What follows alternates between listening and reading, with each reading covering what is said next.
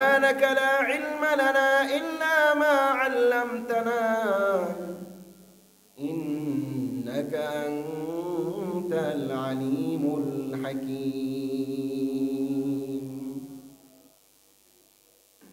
উপস্থিত আমার প্রাণপ্রিয় মুসল্লিনে কেরাম, আমরা শুরুতে আল্লাহ পাক রব্বুল আলামিনের সুমহান দরবারে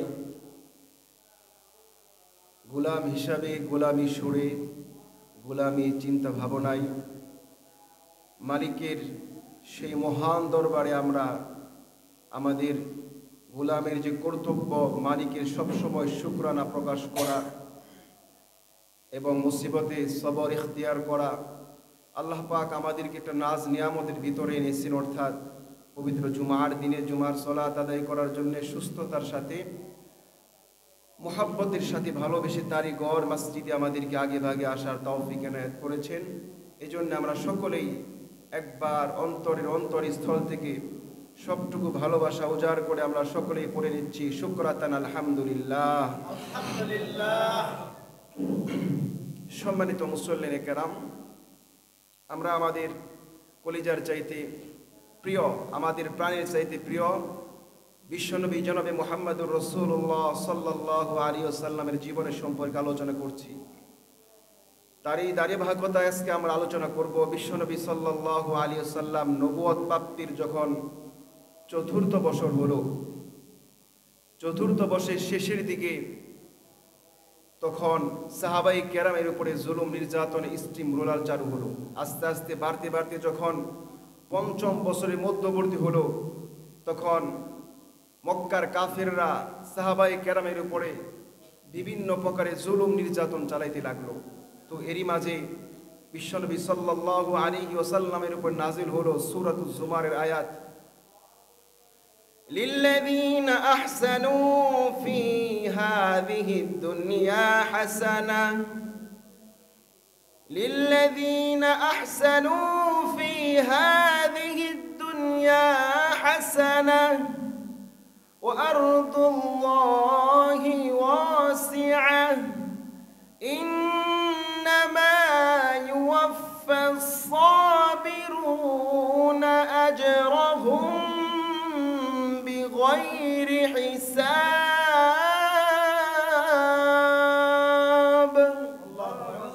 আল্লাহ পাক রব্বুল আলামিন সূরা জুমারের আয়াত নাজিল করে জানায় দিলেন, ও নবী, লিল্লাযীন আহসানু ফি হাযিহিদ দুনিয়া হাসানা, যারা দুনিয়ার জমিনে ভালো কাজ করবে তাদের জন্য কল্যাণ রয়েছে। ও আরদুল্লাহি ওয়াসিআ, আল্লাহ পাক রব্বুল আলামিনের জমিন প্রশস্ত নয় বরং প্রশস্ত। যেখানে ইসলাম মানা বাধাগ্রস্ত হয়ে যাবে, সেই জমিনে যদি ইসলাম প্রসার করা না যায়, তাহলে সেই জমিন থেকে বের হয়ে আল্লাহ পাক রব্বুল আলামিনের অন্য জমিনে যেতে হবে, যেখানে ইসলামকে প্রসার করা যাবে। সূরা জুমারের আয়াত নাজিল হওয়ার পরে বিশ্বনবী সাল্লাল্লাহু আলাইহি ওয়াসাল্লাম সাহাবায়ে কেরামকে বললেন, তোমরা হিজরত করে আবিসিনিয়ায় চলে যাও। কোথায়? হিজরত করে তোমরা আবিসিনিয়ায় চলে যাও। বিশ্বনবী সেই আবিসিনিয়ার বাদশা, নাম ছিল আসহামা, যাকে নাজ্জাশী বলা হতো, সেই আসহামার উদার মন সম্পর্কে নবীজি আগেই জানতেন। এজন্য সাহাবায়ে কেরামকে সেই আসহামা বাদশার কাছে প্রেরণ করলেন, নাজ্জাশী বাদশার কাছে। সেই আবিসিনিয়ায় সর্বপ্রথম হিজরত করলেন। ইসলামে হিজরত ছিল তিনটা। কয়টা? হিজরত ছিল তিনটা। একটা হলো হিজরতে হাবশাই উলা, 2 নম্বর হিজরতে হাবশাই সানিয়া, 3 নম্বর হিজরতে মদিনা। এই যে হিজরত শুরু হলো, সর্বপ্রথম বিশ্বনবী সাল্লাল্লাহু আলাইহি ওয়াসাল্লামের নির্দেশ ক্রমে আল্লাহ পাক রব্বুল আলামিনের কোরআনের আয়াত নাজিল হওয়ার পরে নবীজি সাহাবায়ে কেরামকে বললেন, তোমরা মক্কা থেকে হিজরত করে আবিসিনিয়ায় চলে যাও। তখন সর্বপ্রথম 16 জন সাহাবায়ে কেরাম, কয়জন? 16 জনের ভিতরে 11 জন ছিল পুরুষ, 4 জন ছিল মহিলা। এই মোট 16 জন আবিসিনিয়ায় দিকে হিজরত করলেন। আবিসিনিয়ায় যখন হিজরত করলেন, হিজরত করার পরে আবিসিনিয়ার বাদশা যেহেতু আগে থেকে উদার মনা ছিল, এই সাহাবায়ে কেরামকে গ্রহণ করলেন, তাদেরকে আপ্যায়ন করা শুরু করে দিলেন। কিন্তু এদিক দিয়ে মক্কার কাফেররা তারা চিন্তা করলো এখান থেকে যেই সমস্ত নবীর অনুসারী আবিসিনিয়ায় চলে গিয়েছে, তারা তো সেই আবিসিনিয়ায় যে হাবশায় যে তারা সেখানে বসে থাকবে না, বরং মুহাম্মাদের ধর্ম ইসলাম ধর্মকে তারা প্রচার করবে। এই জন্য তারা একটা মিথ্যা প্রচার করলো, মিথ্যা একটা ঘটনা তৈরি করে আবিসিনিয়ার বাদশার কাছে গেল। আর মক্কার লিডার, মক্কার নেতা আবু জাহেল অনেক হাদিয়া উপটোকন দিয়ে সেই আবিসিনিয়ার বাদশার কাছে প্রেরণ করলো। আবিসিনিয়ার বাদশার কাছে এই সমস্ত নেতারা যাওয়ার পরে বাদশাকে বলল, বাদশা মহোদয়, এই যে কিছু যুবক আপনার রাজ্যে আমাদের দেশ থেকে এসেছে, এরা হচ্ছে আমাদের দেশের রাষ্ট্রদ্রোহী। কি এরা আমাদের সমাজের রাষ্ট্রদ্রোহী, এরা আত্মীয়তার সম্পর্ক ছিন্ন করে, এরা আমাদের সমাজের আমাদের পূর্বপুরুষের ধর্মকে তারা প্রত্যাখ্যান করেছে, নতুন একটা ধর্মের তারা আবির্ভাব করেছে। শুধু তাই নয়, আপনার রাজ্যে এসেছে, আপনি খ্রিস্টান ধর্মের অনুসারী, তারা আপনার ধর্মকে উদাসীন মনে করে, যার কারণে তারা আজকে কয়েকদিন হয়ে গেল আপনার রাজ্যে বসবাস করছে, কিন্তু তারা আপনার ধর্মকে তারা গ্রহণ করছে না। একথা শোনার পরে আবিসিনিয়ার বাদশা বলল, আচ্ছা তাহলে তোমরা কি চাও? ওই কাফেররা বলল, বাদশা মহোদয়, সম্রাট, আমরা চাই মক্কার ওই সমস্ত রাষ্ট্রদ্রোহীদেরকে আমাদের হাতে তুলে দেন। আবিসিনিয়ার বাদশা বলল, তারা আমার মেহমান, আমি মেহমানের সাথে কথা বলবো, কি সমস্যা, তারা কি কারণে এসেছে, কোন ধর্ম তারা প্রচার করতেছে সেটা আমি শুনবো, তারপরে তুলে দিব। তখন ওই সমস্ত সাহাবায়ে কেরামকে ডাকা হলো। সাহাবায়ে কেরামের ভিতরে যিনি কথা বললেন বাদশার সাথে, তিনি হচ্ছেন বিশ্বনবী সাল্লাল্লাহু আলাইহি ওয়াসাল্লামের চাচাতো ভাই জাফর বিন আবু তালেব। জাফর বিন আবু তালেব এসে বললেন, বাদশা মহোদয়, বাদশা জিজ্ঞেস করলেন, তোমরা কোন ধর্মের প্রচার করো? জাফর বিন আবু তালেব বললেন, বাদশা, আমরা অজ্ঞ ছিলাম, মূর্খ ছিলাম, আমরা লেখাপড়া কিছুই জানতাম না, আমরা মানুষের ধন সম্পদ লুট করতাম, চিন্তাই করতাম, ডাকাতি করতাম, জেনা করতাম, আর কোনটা ভালো কোনটা মন্দ বোঝার কোনো শক্তি আমাদের ছিল না। ঠিক এমনই একটা অন্ধকার মুহূর্তে আল্লাহ পাক রব্বুল আলামিন আমাদের ভিতরে একজন জন্মগ্রহণকারী সন্তান, আমার চাচাতো ভাই নবী মুহাম্মদ রাসূলুল্লাহ সাল্লাল্লাহু আলাইহি ওয়াসাল্লামকে সত্যের দিশা দেখানোর জন্য, সত্যের রাস্তা দেখানোর জন্য আমাদের মাঝে নবী হিসেবে প্রেরণ করলেন। যেই নবীকে আমরা 40 বছর পর্যন্ত আল আমিন বলে উপাধি দিয়েছি, যেই নবীকে আমরা কখনোই মিথ্যা বলতে শুনি নাই, সেই নবীকে আল্লাহ পাক রব্বুল আলামিন মনোনীত করেছেন। তার উপরে আল্লাহ তাআলা বিশেষ কোরআন নাজিল করেন, আমরা সেই কোরআন তেলাওয়াত করি, মনে স্বস্তি খুঁজে পাই। এখন আমরা মানুষদেরকে এক আল্লাহর দাওয়াত দিতে বলি, এক আল্লাহর ইবাদত করতে বলি, এটাই আমাদের অন্যায়, এটা আমাদের সমস্যা। তখন ওই বাদশা, আবিসিনিয়ার বাদশা বলল, আসহাবা বলল, আচ্ছা তোমাদের নবীর উপরে কোন ধর্ম নাজিল হয়, কোন গ্রন্থ নাজিল হয়, সেখান থেকে আমাদেরকে কিছু তেলাওয়াত করে শোনান। জাফর বিন আবু তালেব হৃদয়ের গহীন থেকে আবেগ আপ্লুত হয়ে পবিত্র কুরআনুল কারীম থেকে তেলাওয়াত করতে শুরু করলেন সূরাতুল কাহফ। কি সূরাতুল কাহফ তেলাওয়াত করতে লাগলেন। জাফর বিন আবু তালেব যখনই বললেন কাফ হা ইয়া আইন সাদ, সূরাতু মারইয়াম তেলাওয়াত করলেন। সূরা কাহফ নয়, সূরাতু মারইয়াম।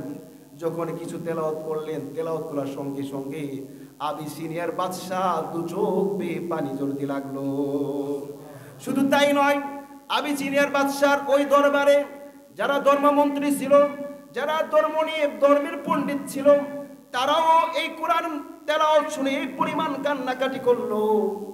ইতিহাসের কিতাবে লিখে তাদের হাতে যেই সমস্ত ধর্মগ্রন্থগুলো ছিল, চোখের পানি দিয়ে সমস্ত ধর্মগ্রন্থগুলো ভিজে গেল।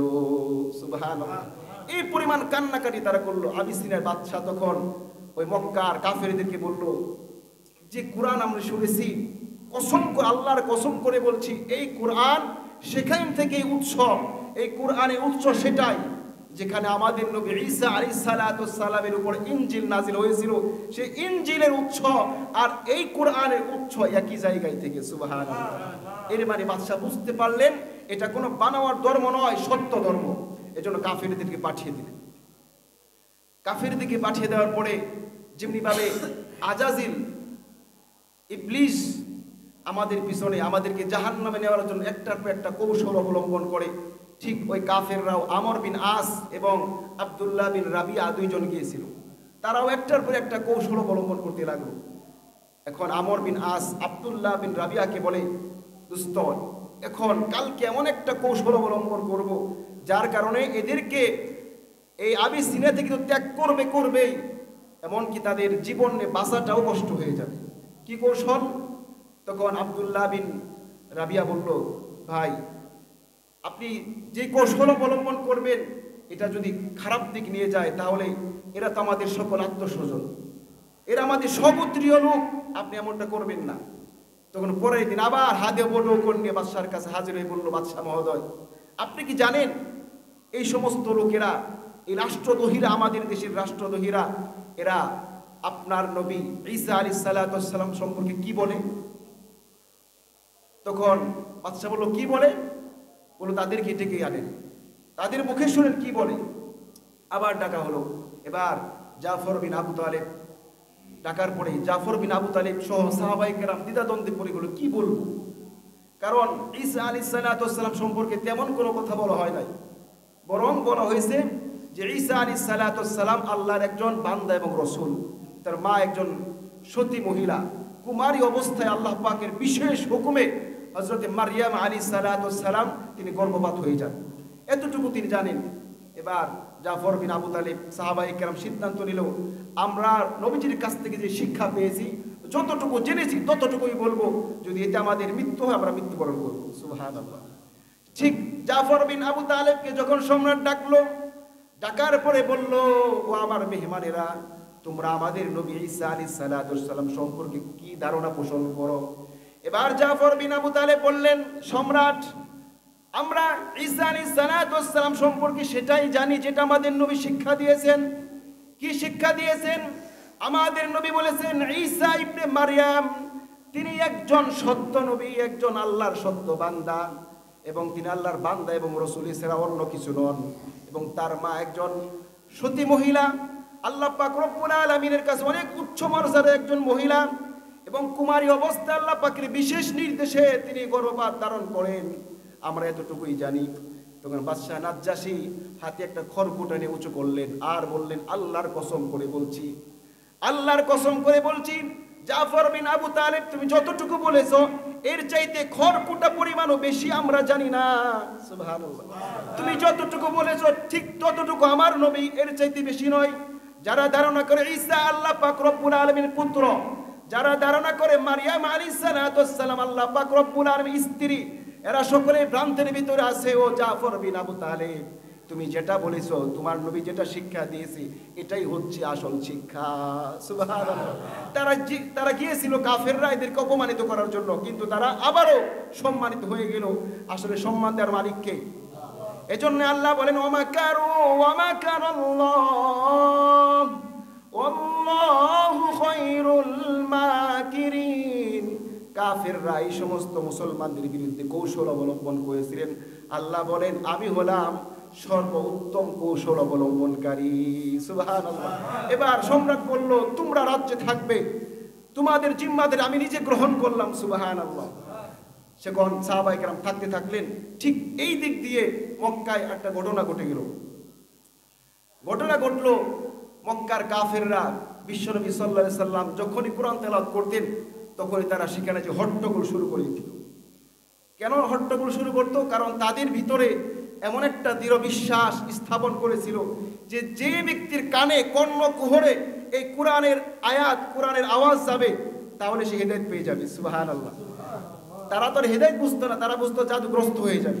এই জন্য তারা কোরআন তেলাওয়াত যেখানে নবীজি করতেন সেখানে যে হট্টগোল শুরু করে দিতেন। নাউজুবিল্লাহ। ঠিক যখন এই সমস্ত সাহাবায়ে কেরাম 17 জন তারা আবিসিনিয়ায় গেল, আর এদিক দিয়ে তখন রমজান মাসে বিশ্বনবী সাল্লাল্লাহু আলাইহি সাল্লাম একদিন কাবা গৃহের কাছে যে তখন সেখানে কাফেররা বৈঠক করতেছিল, আবু জাহিল সহ। বিশ্বনবী সাল্লাল্লাহু আলাইহি সাল্লাম সেখানে যাওয়ার পরে সূরাতুন নাজম তেলাওয়াত করতে শুরু করলেন। সুবহানাল্লাহ। সূরাতুন নাজম তেলাওয়াত করতে শুরু করলেন, আর আল্লাহ পাক রব্বুল আলামিন কাফেরদের ভিতরে এমন একটা অবস্থা তৈরি করে দিলেন, অন্যান্য সময়ে যখন নবীজি কোরআন তেলাওয়াত করতেন এরা হট্টগোল শুরু করে দিত, কিন্তু তখন তারা কেমন যেন শুরু থেকেই সকলে কোরআনের প্রতি আকৃষ্ট হয়ে গেলেন। সুবহানাল্লাহ। বিশ্বনবী তেলাওয়াত করলেন, ওয়ান নাজমি ইযা গাওয়া মা দাল্লা সাহিবুকুম ওয়া মা গাওয়া ওয়া মা ইয়ানতিকু আনিল হাওয়া ইন হুয়া ইল্লা ওয়াহয়ুন ইউহা। এইভাবে সূরাতুন নাজমের শেষ পর্যন্ত যখন তেলাওয়াত করলেন, সর্বশেষ আয়াত ফাসজুদু লিল্লাহি ওয়া'বুদু, এই আয়াত তেলাওয়াত করার আগে ওই সমস্ত কাফেরদের হৃদয় কম্পন সৃষ্টি হয়ে গেল, সকলেই ভয়ে কাঁপতে লাগলো। ঠিক সর্বশেষ আয়াত যখন তেলাওয়াত করলো, ফাসজুদু লিল্লাহি ওয়া'বুদু, তোমরা আল্লাহ পাক রব্বুল আলামিনের জন্য সিজদা করো, শুধুমাত্র আল্লাহ পাক রব্বুল আলামিনের ইবাদত করো। এটা কিন্তু সিজদার আয়াত। অতএব যারা আমার মুখ থেকে জবান এই ফাসজুদু লিল্লাহি ওয়া'বুদু তেলাওয়াত শুনলেন, সকলের উপরে একটা সিজদা ওয়াজিব হয়ে গিয়েছে। আপনারা মেহেরবানি করে নামাজের পরে অথবা আগে একটা সিজদা দিয়ে নেবেন। এটা সিজদার আয়াত। কিসের আয়াত? সিজদার আয়াত। যে বলবে বা যে শুনবে সকলের উপরে একটা সিজদা ওয়াজিব হয়ে যাবে। নবী যখন এই সিজদার আয়াত তেলাওয়াত করলেন, নবীজি সেই কাবা গৃহে আল্লাহ পাক রব্বুল আলামিন কুদরতি পায় সিজদায় চলে গেলেন। নবীজির সাথে সমস্ত মক্কার কাফের আবু জাহেল সহ সে আল্লাহ পাক রব্বুল আলামিন কুদরতি পায় সিজদায় চলে গেলেন। সুবহানাল্লাহ। দীর্ঘক্ষণ সিজদা করার পরে উঠলেন নবীজি। উঠার পরে তারা আবার হুঁশ ফিরে আসলো, আমরা কি করলাম, আমরা কি করলাম। নিজেকে তারা নিজেরা নিজেদেরকে বৎসনা করতে লাগলো, হায় আমরা মুহাম্মদের ধর্ম মনে হয় গ্রহণ করে নিলাম। আর এদিক দিয়ে যারা উপস্থিত ছিল না, অনুপস্থিত ছিল, এরা যারা উপস্থিত ছিল এদেরকে বৎসনা শুরু করলো, হায় আবু জাহেল তুমিও শেষ পর্যন্ত এক আল্লাহর পায়ে কুদরতি পায়ে সিজদা করলা, বৎসনা করতে শুরু করলো। এজন্য এই কাফেররা আবারও জুলুম নির্যাতন শুরু করলো। জুলুম নির্যাতন শুরু করতে করতে এক পর্যায়ে আল্লাহ পাক রব্বুল আলামিন ইসলামকে বিজয়ের দিকে নিয়ে যাইতেছেন। কিভাবে? যে ইসলামের মক্কার ভিতরে সূর্য সন্তান ছিল বিশ্বনবী সাল্লাল্লাহু আলাইহি সাল্লামের আপন চাচা হামজা রাদিয়াল্লাহু তাআলা আনহু, আরেকজন ছিল হযরতে উমর ইবনুল খাত্তাব রাদিয়াল্লাহু তাআলা আনহু। বিশ্বনবী সাল্লাল্লাহু আলাইহি ওয়াসাল্লাম আল্লাহর কাছে দোয়া করতেন, আল্লাহ এই আবু জাহেল আল্লাহুম্মা ইজ্জাল ইসলামা বিহাব্বি হাদার রাজুলাইনি বিউমর ইবনুল খাত্তাব আও বিআবি জাহল ইবনে হিশাম, আল্লাহ আপনি ইসলামকে শক্তিশালী করেন আবু জাহেলের মাধ্যমে অথবা ওমর ইবনুল খাত্তাবের মাধ্যমে। অর্থাৎ এই দুইজনের যে কোনো একজনকে আপনি যাকে পছন্দ করেন তাকে ইসলামের জন্য কবুল করে নেন। সুবহানাল্লাহ। আল্লাহ পাক রব্বুল আলামিন এই দোয়াটা ওমর ইবনুল খাত্তাবের জন্য কবুল করলেন। সুবহানাল্লাহ। এর আগে এই ওমর ইবনুল খাত্তাবের আগে 3 দিন আগে, মাত্র 3 দিন আগে হযরতে হামজা রাদিয়াল্লাহু তাআলা আনহু ইসলাম ধর্ম গ্রহণ করেন। সুবহানাল্লাহ। হামজা রাদিয়াল্লাহু তাআলা নবীজির কিন্তু আপন চাচা ছিল। তিনি শুরুতে যদিও নবীজির ধর্ম গ্রহণ করে নাই, কিন্তু হামজা রাদিয়াল্লাহু তাআলার ভিতরে ভালোবাসা, আবেগ সবচেয়ে বেশি ছিল। কিরকম বেশি ছিল? এই যে আবু জাহেল নবীজিকে অহেতুক অনর্থক গালিগালাজ করত। একদিন সাফা পাহাড়ের নিচ দিয়ে কাছ দিয়ে এই আবু জাহেল যাইতেছিল তার সংসদ ভবনে। কোথায়? দারুন নদওয়ায়। কোথায়? সংসদ ভবন আবু জাহেলের। সেখানে যাইতেছিল, দেখেন বিশ্বনবী বসা আছেন। বিশ্বনবী সাল্লাল্লাহু আলাইহি ওয়াসাল্লামের সঙ্গে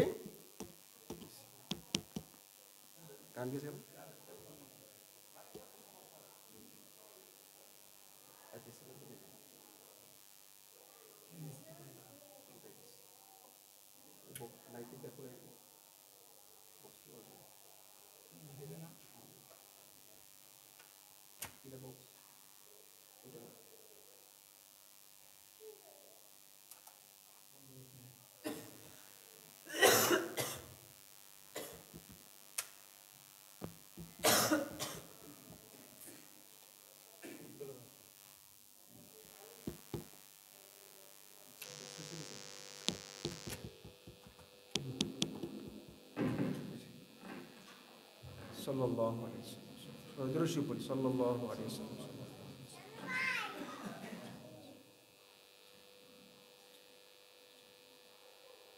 হযরত হামজা রাদিয়াল্লাহু তাআলা আনহু বিশ্বনবীর আপন চাচা ছিলেন। এর ভিতরে এই সাহাবীর ভিতরে বিশ্বনবীর প্রতি ভালোবাসা অনেক ছিল। এই যে আবু জাহেল যেদিন সাফা পাহাড়ের কাছ দিয়ে যাচ্ছিলেন, বিশ্বনবী সেখানে বসা ছিলেন।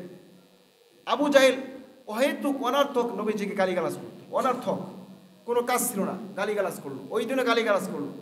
এমনকি গালিগালাজ করতে করতে এক পর্যায়ে একটা পাথর নিয়ে নবীজির শরীরে আঘাত করলো, আর পাথরটাও বিশ্বনবী সাল্লাল্লাহু আলাইহি ওয়াসাল্লামের কপালে যে লেগে রক্ত প্রবাহিত হতে লাগলো।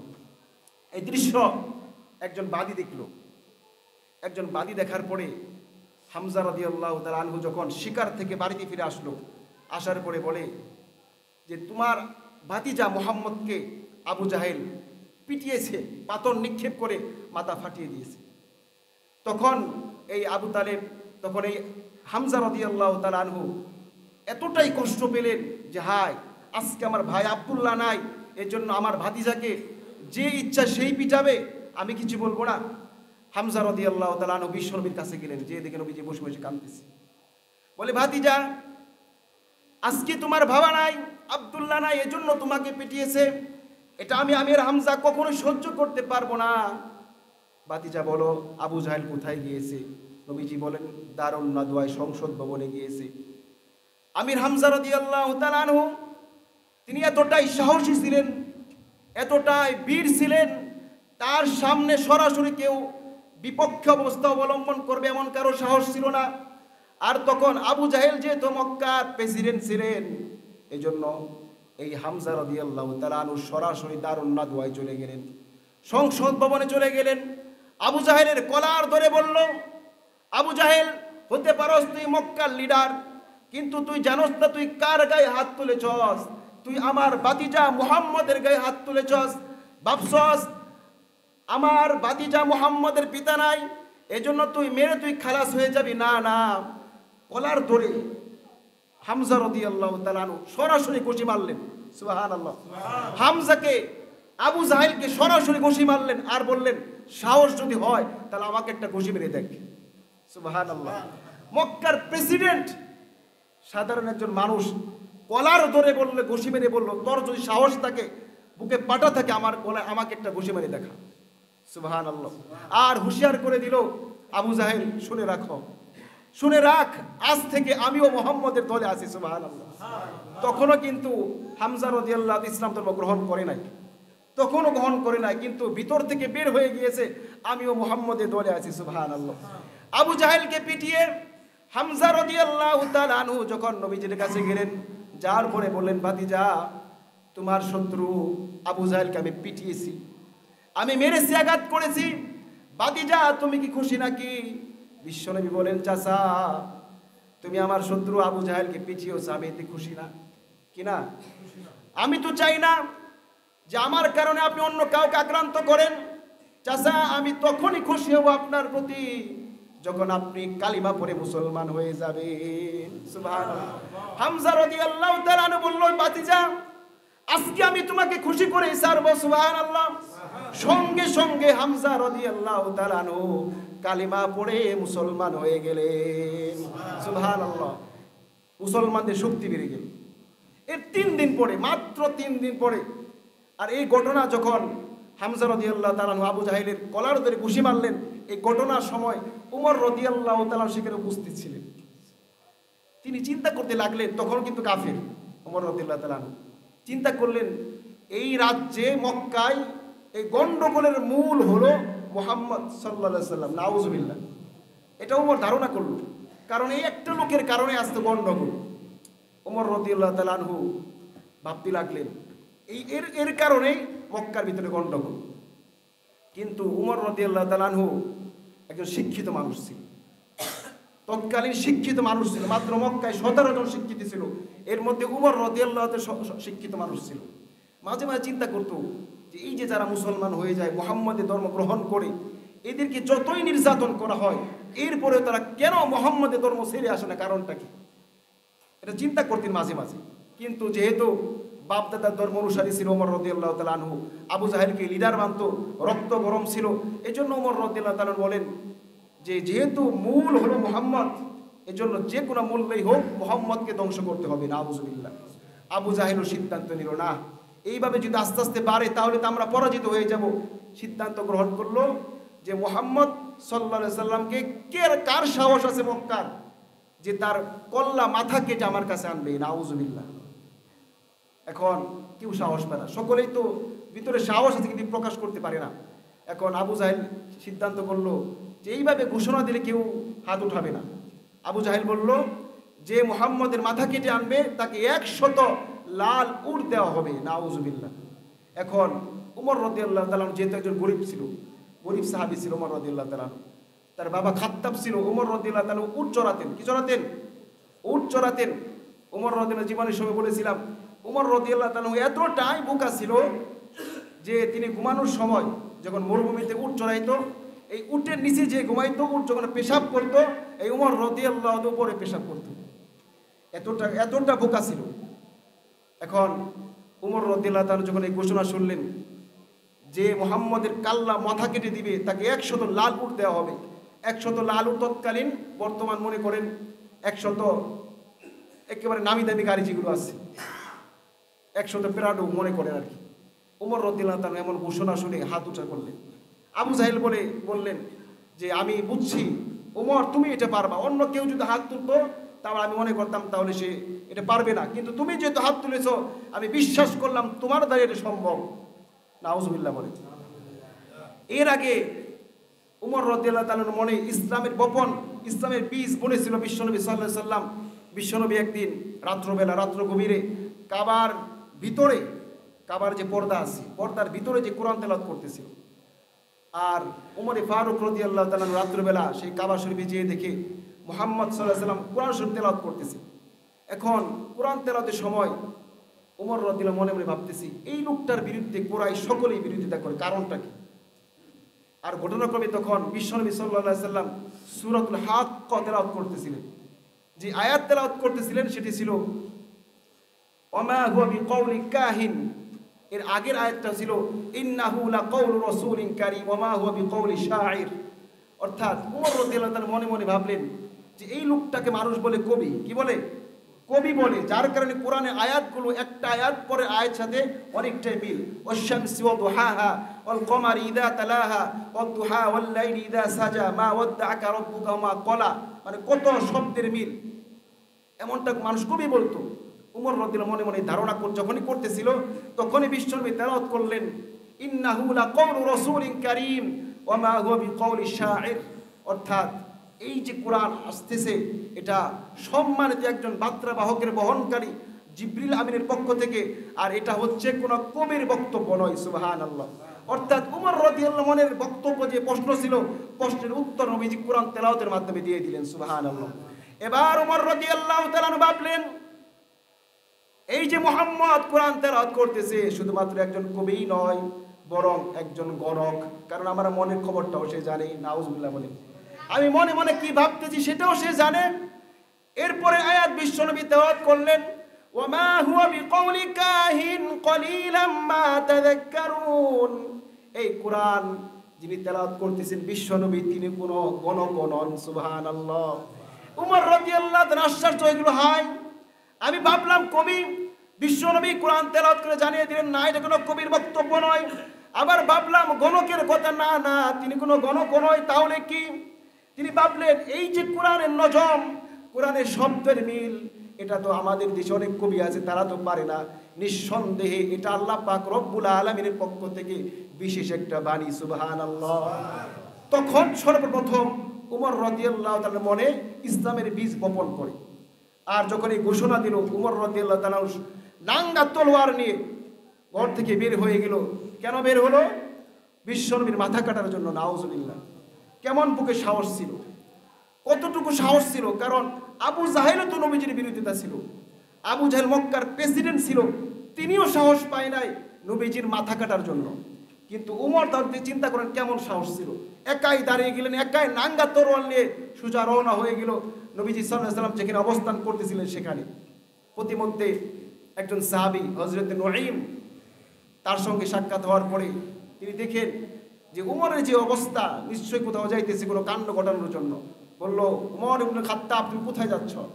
বলল, ফাইসালা করার জন্য। কি ফাইসালা? যে আজকে মুহাম্মদের কাল্লা আমি আমাদের প্রেসিডেন্ট আবু জাহেলের কাছে নিয়ে দেবো, নাউজুবিল্লাহ। এখন নাঈম চিন্তা করলো যে আমি তো আর ওমরের সাথে লড়ে পারবো না, কোনো কথা দিয়ে যদি এই রাস্তা করি অন্য রাস্তায় ধরিয়ে দিই তাহলে লাভ হবে। তখন বলল, ওমর, কারো ঘরে যদি আগুন লাগে তাহলে ঘরের আগুন সে নিভাবে নাকি অন্যের ঘরে আগুন নিভাবে? ওমর বলে, কেন নিজের ঘরে আগুন নিভাবে? বলে, তোমার ঘরেই তো আগুন লেগে গিয়েছে। কিভাবে? যে তোমার বোন আর ভগ্নপতি ইসলাম ধর্ম গ্রহণ করেছে। সুবহানাল্লাহ। ওমর রাদিয়াল্লাহু তাআলা আনহু রাগে অগ্নিবর্ষা হয়ে তিনি সোজা নবীজির বাড়ি ছেড়ে আবার চললেন বোনের বাড়ির দিকে। বোনের নাম ফাতেমা। নবীজির উমর রাদিয়াল্লাহু তাআলা ছোট ছিল। উমর রাদিয়াল্লাহু তাআলা যেখানে হাঁটতেন জমিনে শব্দ হতো, এত শক্তিশালী, জমিতে হাঁটলে শব্দ হতো, মানুষ বুঝতে পারতো কারো বাড়ির পিছ দিয়ে যে আমার বাড়ির পিছ দিয়ে উমর যাইতেছে। সুবহানাল্লাহ।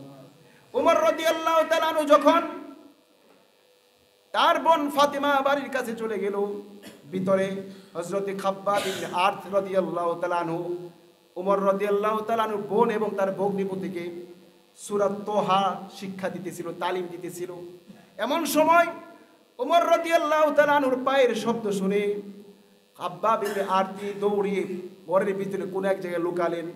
দরজা নক করে ফাতেমাকে বলল, বোন, তোমরা কি পড়তেছিলে বলো? বোন বলে, এমনি কথাবার্তা বলতেছিলাম। বলে, না না, আমি শুনেছি তোমরা নাকি মুহাম্মদের ধর্ম গ্রহণ করে বেদিন হয়ে গিয়েছ। কি হয়ে গিয়েছ?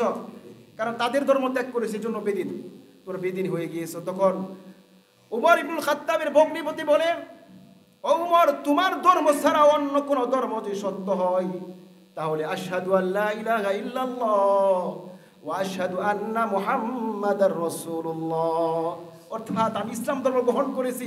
এ কথা শোনার পরে উমর ভগ্নিপতিকে পিটাতে লাগলেন, অনেক মারলেন। এমনকি যখন উমরের বোন ফাতেমা, তিনি যেহেতু উমরের বোন, তিনি তো কম না, ফাতেমাকে যখন তিনি তার স্বামীকে সরিয়ে দিলেন তখন উমর অনেকটা জুড়ে তার বোনকে গালে চড় মারলেন, যার কারণে গালে রক্তাক্ত হয়ে গেল। এরপরে বোন বলতেছে, ভাই যত যাই করো জীবনটা চলে যেতে পারে কিন্তু মুহাম্মাদের ধর্ম আমরা ছাড়বো না। সুবহানাল্লাহ। যেহেতু ভাই বোন রক্তাক্ত অবস্থায় আবার এমন করুণ সুরে বলতেছে, ভাই জীবনটা নিতে পারো কিন্তু মুহাম্মাদের ধর্ম ছাড়বো না। একথা শোনার পরে আল্লাহ পাক রব্বুল আলামিন উমর রাদিয়াল্লাহু তাআলার মনে দয়ার উদ্রেক করে দিলেন। কারণ একজন বোন, বিশেষ করে যারা ছোট বোন থাকে, ভাই যদি বড় থাকে, বোনদের প্রতি মহব্বত অটোমেটিক অনেক বেশি থাকে ছোট বোনদের প্রতি। উমর রাদিয়াল্লাহু তাআলা দেখলেন রক্ত মাখা মুখ আমার ছোট বোন ফাতেমা। বলল, বোন আমার, এত পিটাইলাম এরপরেও তোমরা মুহাম্মদের ধর্ম ত্যাগ করবা না। আচ্ছা, তোমরা যেই কি জানি তেলাওয়াত করতেছিলে, বলতেছিলে, ওইটা আমার কাছে দাও। সুবহানাল্লাহ। বলল, ভাই তুমি যত কিছু হও না কেন, মক্কার লিডার হতে পারো, নেতা হতে পারো, বীর হতে পারো, কিন্তু এই যে মুহাম্মদের ধর্মের যে গ্রন্থ, এইটা বিনা অজুতে অপবিত্র অবস্থায় ছোঁয়া যাবে না। সুবহানাল্লাহ। অর্থাৎ এটা পড়া যাবে না, তোমাকে গোসল করতে হবে। উমর রাদিয়াল্লাহু গোসল করলেন। গোসল করার পরে দেখলেন সূরা তোহার কিছু আয়াত। সুবহানাল্লাহ। সূরা তোহা তেলাওয়াত করতে করতে যখন এই আয়াত পর্যন্ত আসলেন যে ইন্নানি আনাল্লাহ লা ইলাহা ইল্লা আনা ফা'বুদনি ওয়া আকিমিস সালাতা লিযিকরি। ইন্নানি আনাল্লাহ, নিশ্চয়ই আমি আল্লাহ, লা ইলাহা ইল্লা আনা ফা'বুদনি, আমাকে ছাড়া তোমরা অন্য কারো ইবাদত করবে না। ফা'বুদনি, আমার ইবাদত করো। ওয়া আকিমিস সালাতা লিযিকরি, আমার স্মরণে তোমরা নামাজ কায়েম করো। আয়াত তেলাওয়াত করার পরে উমর রাদিয়াল্লাহু তাআলা কম্পন শুরু হয়ে গেল আর বলল, বোন আমার, আমাকে মুহাম্মাদের দরবারে নিয়ে যান। সুবহানাল্লাহ। আর তখন ঘরের ভিতরে ওই যে খাব্বাব বিন আরত লুকাইতেছিল, লাফ দিয়ে ঘর থেকে সামনে আসার পরে বলে, উমর, তোমার ভাগ্য খুলে গিয়েছে। গত বৃহস্পতিবারে তাহাজ্জুদ নামাজের পরে বিশ্বনবী তোমার জন্য আর আবু জাহেলের জন্য দোয়া করেছিল, আল্লাহ এই দুইজনের যে কোনো একজনের মাধ্যমে আপনি ইসলামকে বিজয় করে দেন। নবীজির দোয়াটা মনে হয় উমর তোমার পক্ষেই কবুল হয়েছে। সুবহানাল্লাহ। আল্লাহ পাক রব্বুল আলামিন আমাদের সকলকেই উমর রাদিয়াল্লাহু তাআলার চেতনায় উজ্জীবিত হয়ে ইসলাম ধর্মে বিজয় হওয়ার তৌফিক দান করুন সকলে বলে আমিন। যারা সুন্নাত পড়ে না, যারা সুন্নাত পড়ে না।